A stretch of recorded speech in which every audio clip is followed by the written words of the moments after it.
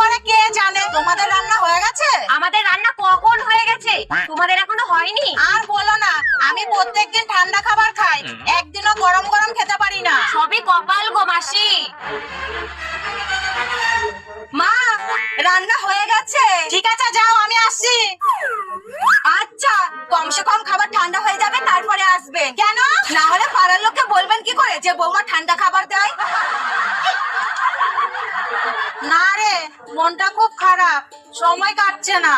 এ মা, সময় না কাটলে আমার বাপ মা তুলে গোষ্ঠী ষষ্ঠী পুজো করে দিন, তাহলে আপনার মনটাও ভালো